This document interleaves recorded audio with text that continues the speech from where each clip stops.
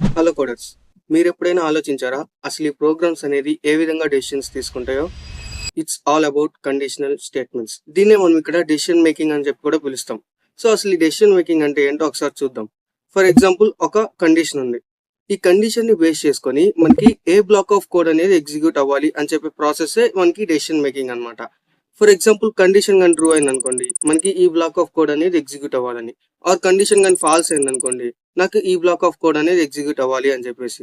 ఈ యొక్క ప్రాసెస్ నే మనం ఇక్కడ decision making or conditional based statements అని చెప్పేసి పిలుస్తాం అనమాట. సో ఈ రోజు వీడియోలో అయితే మనం కండిషనల్ స్టేట్మెంట్స్ గురించి అయితే చెప్పుకుందాం. అదే విధంగా టెర్నరీ ఆపరేటర్ అంటే ఏంటో కూడా చెప్పుకుందాం. Before going to the video, మీకు కానీ ఈ వీడియో నచ్చితే వీడియోని అయితే లైక్ చేయండి అండ్ అదే విధంగా మీ ఫ్రెండ్స్ కి అయితే షేర్ చేయండి. సో ఈ వీడియో గురించి మీరు ఏమనుకుంటున్నారు కింద కామెంట్ సెక్షన్ లో కామెంట్ చేసి ఛానల్ అయితే సబ్స్క్రైబ్ చేసుకోండి. Okay, get back to the video. Code blocks that execute based on certain conditions called conditional statements. So దీన్ని మనం సింపుల్ గా ఒక రియల్ టైమ్ ఎగ్జాంపుల్ చెప్పుకుందాం. ఫర్ ఎగ్జాంపుల్, ఒక పర్సన్ ఉన్నాడు. సో ఇప్పుడు ఈ పర్సన్ ఓట్ వేయడానికి ఎలిజిబుల్లా కాదా, ఇది మనం ఫైండ్ అవుట్ చేయాలా. But how? సో బేసిక్ గా ఒక పర్సన్ ఓట్ వేయడానికి ఎలిజిబుల్లా కాదా అని చెప్పి మనం ఎలా చెప్తాం? Based on age. సో ఇక్కడ ఏజ్ అనేది మనకు కండిషన్ అనమాట. సో ఫర్ ఎగ్జాంపుల్, ఏజ్ అనేది లెస్ దెన్ 18 అనుకోండి, you are not eligible to vote అని చెప్పి మనం డిస్ప్లే చేయాలి. ఆర్ ఏజ్ అనేది 18+ ఉంది అనుకోండి, you are eligible to vote అని చెప్పేసి మనం డిస్ప్లే చేయాలన్నమాట. సో ఇక్కడ కండిషన్ చూసుకున్నట్టయితే మనకి ఏజ్, ఇక్కడ ఏజ్ అనే ఒక కండిషన్ ని బేస్ చేసుకొని మనకైతే ప్రోగ్రామ్ ఏ బ్లాక్ ఆఫ్ కోడ్ ఎగ్జిక్యూట్ అవ్వాలో డిసైడ్ అవుతుంది అనమాట. ఈ ప్రాసెస్ ని అచీవ్ చేయడానికి మనం అయితే ప్రోగ్రామింగ్ లో ఇఫ్ అండ్ ఎల్స్ బ్లాక్స్ అయితే యూజ్ చేస్తాం. Not only in Java script, మనం ఏ ప్రోగ్రామింగ్ లాంగ్వేజ్ తీసుకున్నా కండిషనల్ స్టేట్మెంట్స్ ని ఎగ్జిక్యూట్ చేయాలంటే మనం ఇక్కడ ఇఫ్ ఎల్స్ బ్లాక్స్ యూజ్ చేస్తాం అనమాట. సో ఈ కండిషనల్ స్టేట్మెంట్స్ ని మనం జావా స్క్రిప్ట్ లో ఏ విధంగా ఇంప్లిమెంట్ చేస్తామో ఒకసారి చూద్దాం. ఓకే, ఇప్పుడు కండిషనల్ స్టేట్మెంట్స్ ని మనం జావా స్క్రిప్ట్ లో ఏ విధంగా ఇంప్లిమెంట్ చేయాలో ఒకసారి చూద్దాం. సో దీనికోసం అని చెప్పేసి నేనైతే ఇక్కడ ఇన్లైన్ జావా స్క్రిప్ట్ అయితే యూజ్ చేస్తున్నాను అనమాట. అంటే ఆల్రెడీ HTML ఫైల్ ఉంటుంది కదా, ఈ HTML ఫైల్ లోనే మనం స్క్రిప్ట్ అండ్ ట్యాగ్ యూజ్ చేసి దీని లోపల అయితే మనం జావా స్క్రిప్ట్ అయితే రాసుకుంటాం అనమాట. దీన్ని మనం ఆల్రెడీ జావా స్క్రిప్ట్ ఇంట్రొడక్షన్ వీడియోలో అయితే చెప్పుకున్నాం. ఓకే, ఇప్పుడు కండిషనల్ స్టేట్మెంట్స్ ని ఇంప్లిమెంట్ చేయాలంటే మనకి ఏదో ఒక రియల్ టైమ్ ఎగ్జాంపుల్ అయితే కావాలా. సో మనం ఆల్రెడీ ఇందాక డిస్కస్ చేసుకున్నాం కదా ఓట్ ఎలిజిబిలిటీ అని చెప్పేసి, ఆ ఎగ్జాంపుల్ నే ఇక్కడ మనం ఇంప్లిమెంట్ చేసి చూద్దాం. సో ఇప్పుడు మనకి ఫస్ట్ ఏం కావాలి అంటే యూజర్ యొక్క ఏజ్ కావాలి. ఇప్పుడు యూజర్ ఏజ్ తెలిస్తేనే మనం ఆ యూజర్ ఓట్ వేయడానికి ఎలిజిబుల్లా కాదా అని చెప్పేసి మనం డిస్ప్లే చేస్తాం అనమాట. సో ఫస్ట్ మనం యూజర్ దగ్గర నుంచి ఇన్పుట్ అయితే తీసుకోవాలి. సో దానికోసం అని చెప్పేసి నేనైతే ఇక్కడ లెట్ ఏజ్ అని చెప్పేసి ఒక వేరియబుల్ అయితే క్రియేట్ చేస్తాను అనమాట. ఈ variable declaration and data types మీద కూడా మనం ఆల్రెడీ ఒక వీడియో చేస్తున్నాం. ఒకవేళ మీరు కానీ చూడకపోతే ఆ లింక్ కింద డిస్క్రిప్షన్ లో ఇస్తాను, ఒకసారి వెళ్ళి చెక్ వచ్చేసేయండి. Okay, back to the topic. So మనం ఇక్కడైతే ఒక వేరియబుల్ అయితే క్రియేట్ చేసాం. ఇప్పుడు మనం యూజర్ దగ్గర నుంచి ఇన్పుట్ తీసుకోవాలి కాబట్టి నేనైతే ఇక్కడ ప్రాంప్ట్ అని చెప్పేసి ఒక ఫంక్షన్ అయితే యూజ్ చేస్తున్నాను అనమాట. ఈ ప్రాంప్ట్ అనే ఫంక్షన్ లోపల మనం అయితే ఎంటర్ యువర్ ఏజ్ అని చెప్పేసి రాద్దాం. సో ఇప్పుడు ఈ విధంగా మనం ఒక వేరియబుల్ క్రియేట్ చేసి యూజర్ దగ్గర నుంచి ఇన్పుట్ అయితే తీసుకున్నాం. ఒకసారి సేవ్ చేసి చూద్దాం.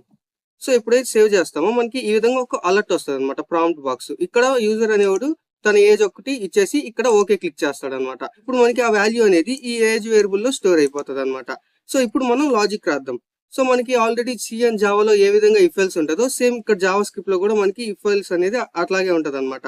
అది ఎలాగ ఉంటుందో ఒకసారి చూద్దాం. సో ఇక్కడ ఇఫ్ కీవర్డ్ తీసుకున్నాం. సో ఇక్కడ బ్రాకెట్స్ అనమాట. ఈ బ్రాకెట్స్ లోపల మనం కండిషన్ రాస్తాం. మన కండిషన్ ఏంటి? Age greater than or equal to 18 అయితే you are eligible to vote అని చెప్పేసి డిస్ప్లే అవ్వాలి. సో ఇప్పుడు ఏజ్ అనేది greater than or equal to 18 అని చెప్పేసి మనం కండిషన్ రాసాం. ఇప్పుడు ఈ ఇఫ్ బ్లాక్ అనేది మనం క్రియేట్ చేసాం. సో ఇప్పుడు కండిషన్ కానీ ట్రూ అయితే ఏం జరగాలి అని చెప్పేసి మనం ఈ బ్లాక్ లో అయితే రాసుకుంటాం అనమాట.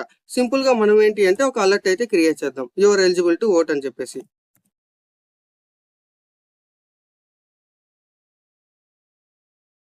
సో ఇప్పుడు దాకా మనం ఏం చేసామంటే ఒక వేరియబుల్ అయితే క్రియేట్ చేసుకున్నాం, యూజర్ నుంచి ఇన్పుట్ అయితే తీసుకున్నాం అనమాట. ఇక్కడ మనం ఇఫ్ బ్లాక్ అయితే క్రియేట్ చేసాం అండ్ ఒక కండిషన్ రాసుకున్నాం, ఏజ్ అనేది greater than or equal to 18 అని.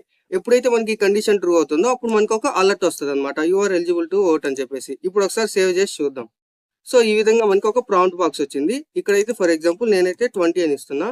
ఓకే చేయంగానే మనకు ఒక అలర్ట్ వచ్చింది అనమాట, you are eligible to vote అని చెప్పేసి. ఓకే, ఇప్పుడు ఇంతవరకు అయితే బాగుంది. సో ఇప్పుడు దీన్ని మళ్ళీ ఒకసారి రన్ చేస్తున్నా. సో ఇప్పుడు ఏంటి అంటే నేను 15 ఇస్తున్నాను అనమాట. ఇప్పుడు ఓకే క్లిక్ చేయగానే ఇక్కడ మనకి ఏం డిస్ప్లే అవ్వట్లేదు. ఎందుకు డిస్ప్లే అవ్వట్లేదు అంటే మనం కండిషన్ ట్రూ అయినప్పుడు ఏం జరగాలో రాసాం, బట్ కండిషన్ ఫాల్స్ అయినప్పుడు ఏం జరగాలో రాయలేదు. సో మనకి కండిషన్ ఫాల్స్ అయినప్పుడు ఏం జరగాలి అని ఆటోమేటిక్ ఎలా తెలుస్తుంది అంటే అదే మనకి ఎల్స్ బ్లాక్ అనమాట. ఇప్పుడు ఇఫ్ బ్లాక్ లో ఏదైనా కండిషన్ ఫెయిల్ అయింది అనుకోండి, ఆటోమేటిక్ గా మనకి ఎల్స్ బ్లాక్ లో ఉండే స్టేట్మెంట్స్ అనేది ప్రింట్ అవుతుంది అనమాట. ఫర్ ఎగ్జాంపుల్ నేనైతే ఇక్కడ ఎల్స్ అయితే తీసుకుంటున్నా. ఇక్కడ మనం సపరేట్ కండిషన్ రాయలేదు. ఇఫ్ లో ఫెయిల్ అయిన కండిషన్ ఆటోమేటిక్ గా ఎల్స్ లో ఉండే స్టేట్మెంట్స్ ని ఎగ్జిక్యూట్ చేసేస్తుంది. సో ఇక్కడ కూడా నేనైతే ఇక్కడ ఒక అలర్ట్ అయితే క్రియేట్ చేస్తున్నా. సో సేమ్ ఇందాక మనం ఇక్కడ ఏవైతే తీసుకున్నామో సేమ్ అదే తీసుకొని ఇక్కడైతే కాపీ చేసి పేస్ట్ చేస్తున్నాం అనమాట. బట్ ఇక్కడ ఏంటి అంటే you are not eligible to vote అని చెప్పేసి మనం చూపించాలి. సో ఇప్పుడు సేవ్ చేసి చూద్దాం. సో ఈ విధంగా మనకి అలర్ట్ బాక్స్ వచ్చింది. ఇక్కడ 20 అని టైప్ చేశాను. ఓకే క్లిక్ చేయగానే యువర్ ఎలిజిబుల్ టు ఓట్ అని చెప్పేసి చూపించింది. ఓకే, సో మళ్ళీ ఒకసారి రన్ చేస్తున్నా. ఈసారి 15 అని చెప్పేసి ఇస్తున్నా అనమాట. ఓకే క్లిక్ చేయగానే ఇక్కడ your not eligible to vote అని చెప్పి చూపించింది. సో ఇది ఈ విధంగా మనం కండిషనల్ స్టేట్మెంట్స్ ని ఇంప్లిమెంట్ చేసుకుంటాం అనమాట. ఓకే, ఇప్పుడు మనకి ఇఫ్ ఎల్స్ బ్లాక్స్ గురించి అయితే క్లారిటీ అయితే వచ్చేసింది. సో నెక్స్ట్ ఏంటి అంటే మనకి ఎల్స్ ఇఫ్ అనమాట. ఈ ఎల్స్ ఇఫ్ అంటే ఏంటి అంటే it evaluates the multiple conditions in a sequence. So simple గా చెప్పాలంటే ఒక కండిషన్ ఉందన్నమాట. ఈ కండిషన్ ఫెయిల్ అయింది అనుకోండి, నెక్స్ట్ కండిషన్ కి వచ్చి చెక్ చేస్తుంది. అది కూడా ఫెయిల్ అయింది అనుకోండి, నెక్స్ట్ కండిషన్ కి వచ్చి చెక్ చేస్తుంది. సో ఈ విధంగా సీక్వెన్స్ గా మల్టిపుల్ కండిషన్ ని చెక్ చేసుకుంటూ వస్తుంది అనమాట. ఇది మనకి ఎల్స్ ఇఫ్. దీన్ని ఒక సింపుల్ ఎగ్జాంపుల్ తో చెప్పుకుందాం. ఫర్ ఎగ్జాంపుల్ ఒక గ్రేడింగ్ సిస్టమ్ ఉంది. సో ఇప్పుడు గ్రేడింగ్ సిస్టమ్ అంటే ఏంటి అంటే 90 మార్క్స్ వచ్చాయి అనుకోండి, తనకి ఏ గ్రేడ్. 80 వచ్చాయి అనుకోండి, తనకి బి గ్రేడ్. అదే 70 వచ్చాయి అనుకోండి, తనకి సి గ్రేడ్ అనమాట. 70 కంటే ఎంత తక్కువ వచ్చినా అది ఫెయిల్. జస్ట్ ఎగ్జాంపుల్ గా చెప్పుకుందాం.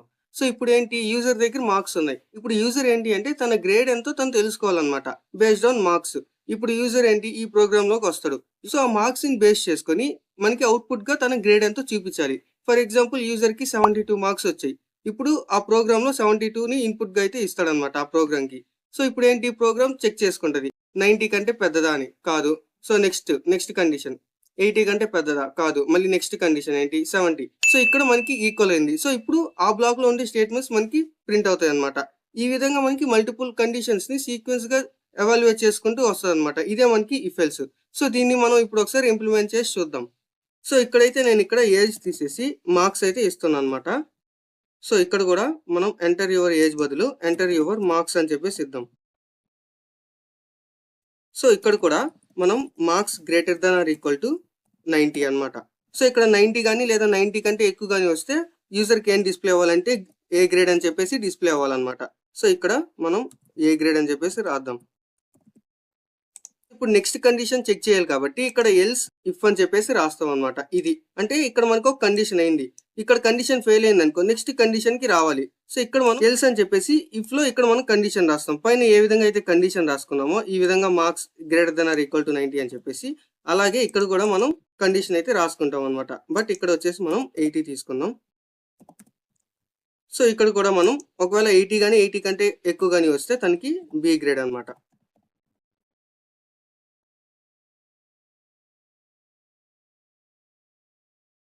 సో అలాగే మనం ఇంకొక బ్లాక్ అయితే తీసుకుందాం.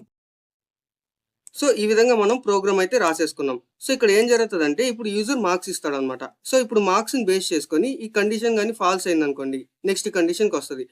ఒకవేళ కానీ ట్రూ అయిపోయింది అనుకోండి, మనకి ఈ స్టేట్మెంట్ ప్రింట్ అవుతుంది అనమాట. ఇది ఒకసారి మనం రన్ చేసి చూద్దాం.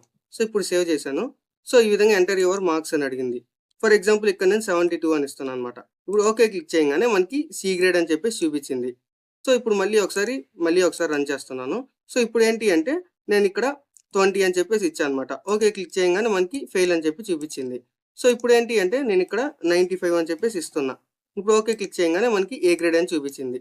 సో ఈ విధంగా మనం మల్టిపుల్ కండిషన్స్ ని సీక్వెన్స్ గా ఎవాల్యుయేట్ చేసుకుంటూ రావడమే మనకి ఇక్కడ ఎల్స్ ఇఫ్ అనమాట. ఓకే, ఇప్పుడు మీకు ఎల్స్ ఇఫ్ స్టేట్మెంట్స్ కూడా ఒక క్లారిటీ వచ్చేసిందని అనుకుంటున్నా. సో నెక్స్ట్ వన్ ఏంటి అంటే మనకి నెస్టెడ్ ఇఫ్ అనమాట. ఈ నెస్టెడ్ ఇఫ్ అంటే ఏంటి అంటే మనకి ఇఫ్ కండిషన్ లోపల ఇంకొక ఇఫ్ కండిషన్ అయితే ఉంటది అనమాట. సో ఇది దేనికి యూజ్ చేస్తాము అంటే, ఫర్ ఎగ్జాంపుల్ నా దగ్గర అయితే ఒక జాబ్ ఉందన్నమాట. ఇప్పుడు ఈ జాబ్ కి నువ్వు అప్లై చేసుకోవాలి అనుకో, ఇక్కడ 2 కండిషన్స్ అనేది పాస్ అవ్వాలి. ఫస్ట్ వన్ ఏంటి అంటే ఒక పర్సన్ అనేవాడు 18+ అయితే ఉండాలన్నమాట. అండ్ నెక్స్ట్ కండిషన్ ఏంటి అంటే ఈ job only for male candidates అనమాట. సో ఇక్కడ మనకి 2 కండిషన్స్ ఉన్నాయి. పర్సన్ అనేవాడు 18+ లో ఉండాలి, అండ్ అదే విధంగా ఓన్లీ ఫర్ మెయిల్ క్యాండిడేట్స్ అనమాట. సో దీన్ని మనం ఎలా ఇంప్లిమెంట్ చేయాలో ఒకసారి చూద్దాం. ఓకే, ఇక్కడైతే నేను ఒక ప్రోగ్రామ్ అయితే రాసుకున్నాను అనమాట. ఇదేంటో ఒకసారి ఎక్స్ప్లెయిన్ చేస్తా. సో ఫస్ట్ కండిషన్ ఏంటి అంటే ఏజ్, అండ్ నెక్స్ట్ కండిషన్ ఏంటంటే జెండర్. సో వీటి కోసం మనం యూజర్ నుంచి ఇన్పుట్ తీసుకోవాలి కాబట్టి ఫస్ట్ ఏజ్ అనే ఇన్పుట్ అయితే తీసుకున్నాం అనమాట. నెక్స్ట్ జెండర్ అనే ఇన్పుట్ అయితే తీసుకున్నా. మనకి ఫస్ట్ కండిషన్ ఏంటి అంటే ఏజ్ గ్రేటర్ దెన్ 18, అంటే మనకి 18+ క్యాండిడేట్స్ కావాలి. అండ్ అదే విధంగా మనకి ఏం కావాలి, జెండర్ అనేవాడు మెయిల్ కావాలన్నమాట. సో అందుకని చెప్పేసి ఇక్కడ జెండర్ ఈక్వల్ టు మెయిల్ అని చెప్పేసి ఇచ్చానమాట. ఒకవేళ ఈ 2 కండిషన్స్ కానీ ట్రూ అయింది అనుకోండి, you are eligible to apply అని చెప్పేసి డిస్ప్లే అవ్వాలి. ఒకవేళ ఈ కండిషన్ ఫెయిల్ అయితే మనకి sorry we're looking for male candidates అని చెప్పి డిస్ప్లే అవ్వాలి. ఆర్ మనకి ఇక్కడ 18+ అనే కండిషన్ ఉంది కదా, ఇదే ఫెయిల్ అయిపోయింది అనుకోండి, అప్పుడు మనకి ఏంటి, sorry we're looking for 18+ candidates అని చెప్పి చూపించాలి. ఇక్కడ ఏంటి అంటే మనం ఒక ఇఫ్ కండిషన్ రాసాం, బట్ ఇంకొక ఇఫ్ కండిషన్ కూడా దీని లోపల రాసాం. ఇదే మనకి నెక్స్ట్ ఇఫ్ అనమాట. అంటే ఇక్కడ మనకి 2 conditions at a time satisfy అవ్వాలి.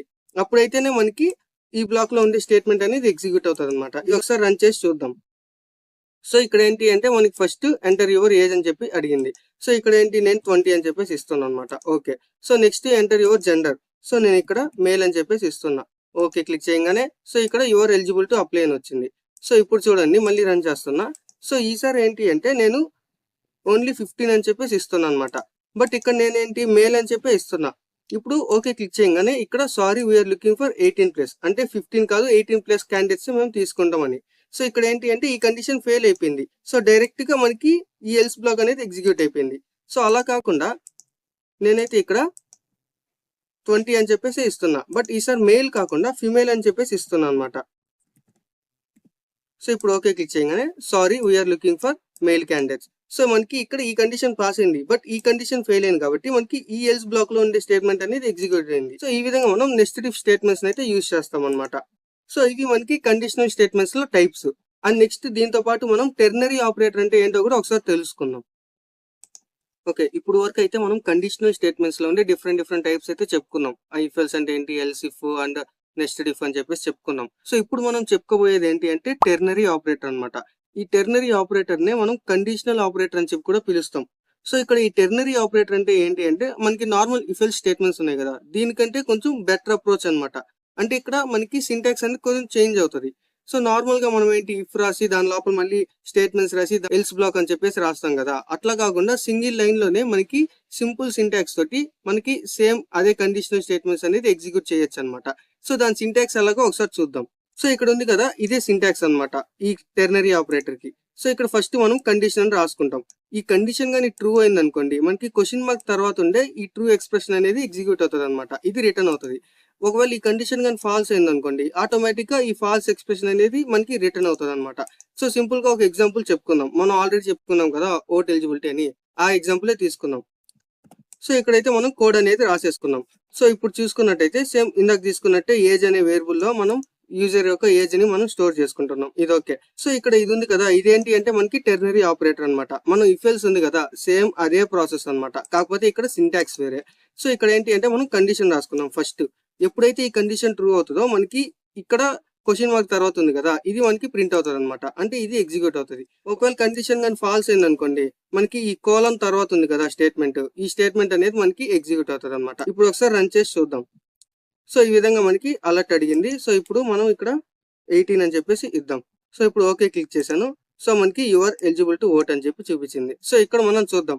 ఇప్పుడు కండిషన్ కి వద్దాం. కండిషన్ అనేది ట్రూ అయింది. సో ఎప్పుడైతే కండిషన్ ట్రూ అయిందో నెక్స్ట్ వెంటనే క్వశ్చన్ మార్క్ తర్వాత ఉండేది మనకి ఎగ్జిక్యూట్ అవ్వాలి.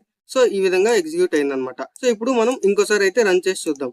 సో నెక్స్ట్ అడిగింది, ఈసారి నేను 15 అని చెప్పేసి ఇస్తున్నాను అనమాట. ఇప్పుడు ఓకే క్లిక్ చేయగానే సో ఈ విధంగా your not eligible to vote. So ఇక్కడ ఏంటి మనకి కండిషన్ ఫాల్స్ అయింది అనమాట. ఏజ్ అనేది > 18 కాదు. సో నెక్స్ట్ ఏంటి, వెంటనే మనకి ఈ కోలన్ తర్వాత ఉండేది ఎగ్జిక్యూట్ అయింది అనమాట ఈ విధంగా. సో దీన్నే మనం ఇక్కడ టెర్నరీ ఆపరేటర్ అని చెప్తాం. సో రెండు ప్రాసెస్ ఒకటే, బట్ ఏంటి అంటే కొంచెం బెటర్ అప్రోచ్ అనమాట దానికి దీనికి. సో ఇప్పుడు వరకు మనం కండిషనల్ స్టేట్మెంట్స్ అంటే ఏంటి, దానిలో ఉండే టైప్స్ అండ్ టెర్నరీ ఆపరేటర్ గురించి అయితే కంప్లీట్ గా చెప్పుకున్నాం. సో ఐ హోప్ మీకైతే అర్థమైందని అనుకుంటున్నా. ఒకవేళ వీడియో కానీ మీకు నచ్చితే ప్లీజ్ వీడియోకి అయితే లైక్ చేయండి. అండ్ అదే విధంగా ఈ వీడియోలో ఏమైనా డౌట్స్ ఉంటే కింద కామెంట్ సెక్షన్ అయితే కామెంట్ చేయండి. మీ ఫ్రెండ్స్ లో కానీ లేదా మీ ఫ్యామిలీ మెంబర్స్ లో కానీ జావా స్క్రిప్ట్ ఎవరైనా నేర్చుకుంటూ ఉంటే వాళ్ళకైతే ఈ వీడియో అనేది షేర్ చేయండి. ఒకవేళ మీకు మా ఛానల్లో కంటెంట్ కానీ నచ్చితే ఇప్పుడే ఛానల్ అయితే సబ్స్క్రైబ్ చేసుకొని బెల్ ఐకాన్ అయితే ఎనేబుల్ చేసుకోండి. Thanks for watching. See you next video.